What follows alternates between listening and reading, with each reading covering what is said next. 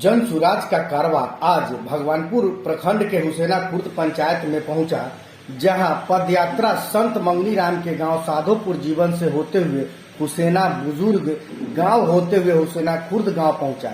इस पदयात्रा में प्रशांत किशोर के साथ कदम से कदम मिलाकर गांव के बड़े बुजुर्ग, बच्चे, नौजवान से लेकर महिलाएं भी बड़ी संख्या में शामिल हुई। गांव वाले जगह जगह पर प्रशांत किशोर को फूल माला पहनाकर उनका स्वागत कर रहे थे तथा उनके साथ कदम से कदम मिलाकर उनके साथ चलने लगे। यह यात्रा आगे चलकर एक जनसभा में तब्दील हो गया, जहां उन्होंने सभा को संबोधित करते हुए कहा कि गरीबी से निकलने के लिए 3 रास्ता है। पहला पढ़ाई का, दूसरा खेती का और तीसरा पूंजी का। ये 3 ही रास्ते हैं जो हमें गरीबी से उबार सकते हैं। पहले उस बात को समझिए, दुनिया भर के विद्वानों ने ये बताया कि गरीबी से निकलने का 3 ही रास्ता है। पहला रास्ता है पढ़ाई। अगर आपका बाल बच्चा पढ़ जाएगा, पढ़ लिख के अगर उसको नौकरी मिल जाए तो आपका जीवन सुधर सकता है। दूसरा रास्ता है खेती।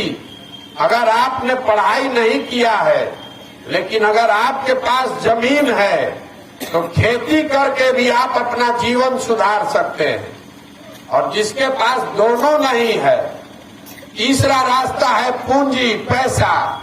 अगर आपके पास पैसा हो तो आप पढ़े नहीं हो, खेत नहीं हो, लेकिन कोई दुकान दौरी व्यापार करके अपना जीवन सुधार सकते हैं। ये 3 ही रास्ता है, चौथा कोई रास्ता नहीं है।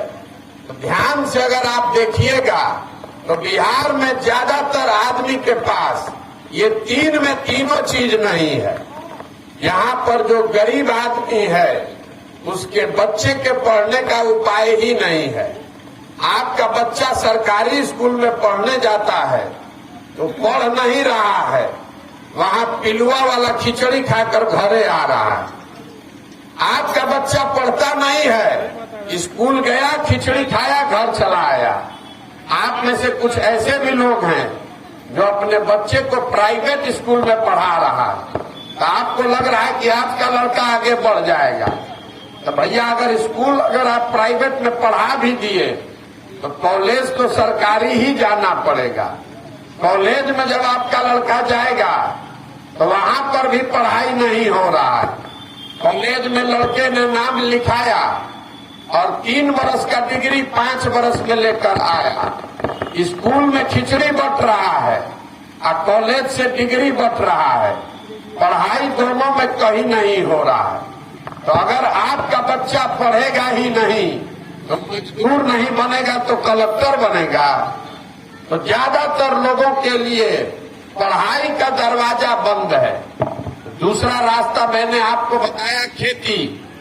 खेती करके आपका जीवन क्यों नहीं सुधर रहा है? देखिए, बिहार में 100 आदमी जो रहता है उसमें 40 आदमी के 60 आदमी के पास तो एक को धूर जमीनें नहीं है। 100 में 60 आदमी के पास कोई जमीन नहीं है। और जो 40 आदमी के पास जमीन है उसमें 35 आदमी के पास 2 बीघे से कम जमीन है।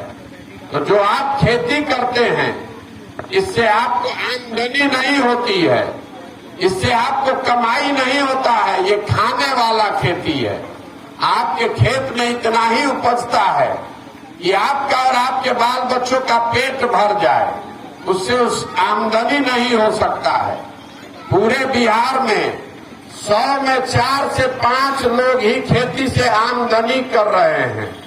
बाकी लोग खेती करके या तो अपने बाल बच्चे का पेट भर रहा है या खेत में बच्चों के पढ़ने की व्यवस्था होनी चाहिए। तो अब अपने अपने बच्चों के नाम पर अपने बच्चों का चेहरा याद कर लीजिए। अपने बच्चों के नाम पर ईमानदारी से बताइए, अपने बच्चों के नाम पर ईमानदारी से बताइए, आपने जीवन में कभी पढ़ाई के लिए वोट दिया है? जो दिया है हाथ उठाइए भैया। अगर किसी ने अपने बच्चे के नाम पर पढ़ाई के लिए वोट दिया है तो हाथ उठाइए। कोई दिया है? यही आपके दुर्दशा का कारण है। आपको नेता का जरूरत नहीं है। आपको मालूम है, अभी आपने बताया कि अगर आपके बच्चे के पढ़ने की व्यवस्था हो जाए तो आपका जीवन सुधर सकता है, लेकिन आप पढ़ाई के लिए वोट नहीं देते। तो जो ताला खोलना है उसका चाबी आप लगाइए नहीं रहे हैं, तो ताला खुलेगा कैसे? आपको लग रहा है कि आपको नेता ठग रहा है। हम आपको कह रहे हैं कि आपको नेता नहीं ठग रहा है। नेता आपको नहीं ठग रहा है। अगर नेता आपको ठगता, एक बार ठगता, दूसरा बार आप जग जाते, 2 बार ठगता, तीसरा बार आप जान जाते। आप तो 50 बरस से ठगा रहे हैं, तो नेता आपको क्यों ठग पा रहा है? नेता इसलिए ठग पा रहा है कि आप स्वयं को ठग रहे हैं।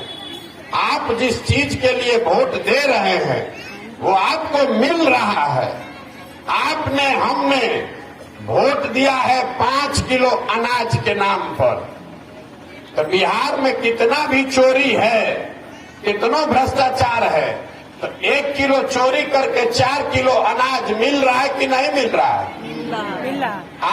हमने वोट दिया है राम मंदिर बनाने के नाम पर, तो बिहार में सड़क हो या नहीं हो, स्कूल फैक्ट्री हो चाहे नहीं हो, अयोध्या में राम मंदिर बन रहा है कि नहीं बन रहा है? आपने वोट दिया है जात के नाम पर, तो बिहार में और कुछ हो चाहे नहीं, हर घर में जात का चर्चा और जात का गिनती हो रहा है कि नहीं हो रहा है?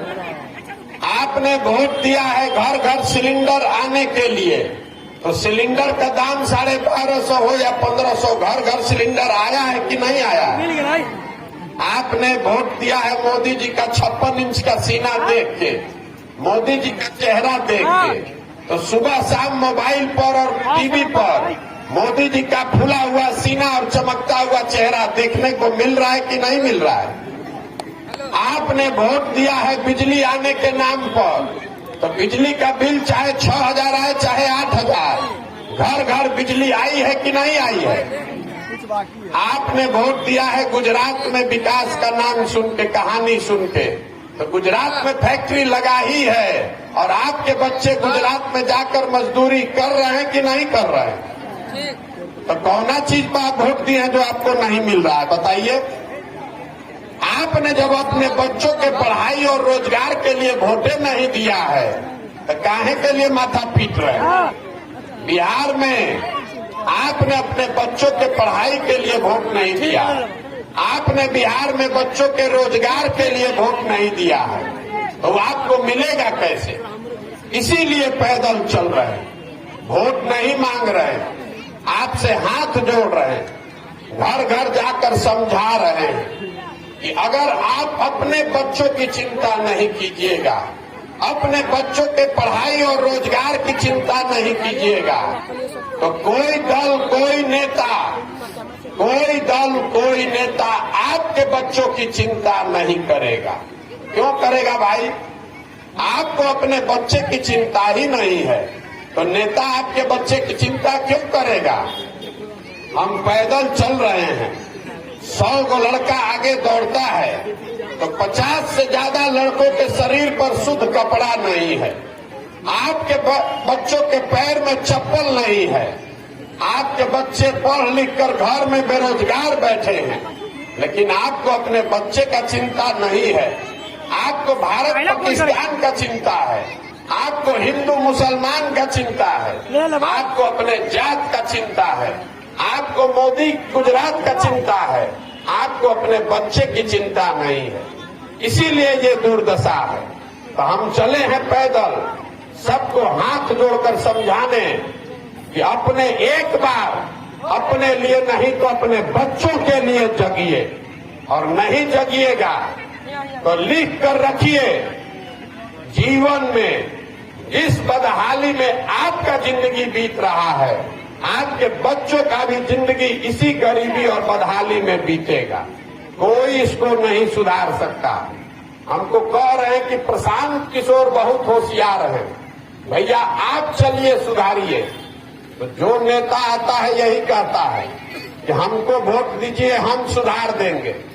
हम आपको कहने आए हैं, एक प्रशांत किशोर को छोड़िए, अगर 10 प्रशांत किशोर आ जाएंगे तब भी बिहार नहीं सुधरेगा। जब तक यहाँ के लोग नहीं सुधरेंगे, जब तक आप नहीं सुधरिएगा, तब तक कोई बिहार को नहीं सुधार सकता। ये आप समझिए, समझ में आए तो इससे जुड़िए। इसका नाम क्या है? जन सुराज। सुराज मतलब सुंदर राज। किसका सुंदर राज? लालू नीतीश का नहीं, मोदी का नहीं, प्रशांत किशोर का नहीं, आपका राज होना चाहिए। ये संकल्प लेकर चले। और जो हमको जानता है उसको मालूम है कि 10 साल में जिसका भी हमने हाथ पकड़ा है वो कभी चुनाव नहीं हारा है। तो इस बार संकल्प लेकर आए हैं, किसी नेता का नहीं, दल का नहीं, बिहार की जनता का, आपका हाथ पकड़े हैं और पूरी तरीके से संकल्पित हैं। आपको भी हारने नहीं देंगे। आप खड़े होइए, अपने बच्चों के लिए खड़े होइए, खड़ा मत होइए। अपने बच्चों के लिए खड़े होइए। अपने वोट की कीमत को पहचानिए। आपके वोट की कीमत 5 किलो अनाज नहीं है।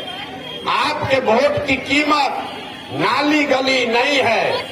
आपके वोट की कीमत अयोध्या का राम मंदिर नहीं है। आपके वोट की कीमत आपके बच्चों का भविष्य है। वोट देते समय सजग बनिए। जिसको वोट देना है दीजिए, हमको आपका वोट नहीं चाहिए।